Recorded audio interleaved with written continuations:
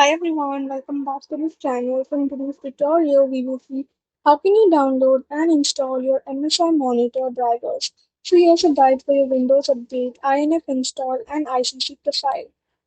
Step 1. Find your MSI monitor model. Check the label on the back of the monitor. Note the exact model number, for example, MAC 274QRF, G273CQ, etc. Step 2. Download the driver.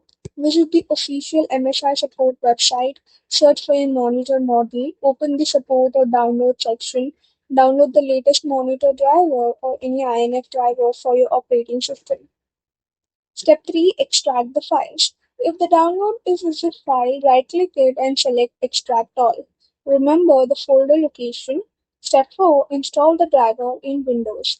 Press Windows plus X and select Device Manager. Expand monitors, right-click your MSI monitor and select Update Driver. Choose Browse My Computer for drivers. Select the folder containing the extracted driver files. Click Next and complete the installation. Step 5. Restart your computer. Reboot Windows after installation.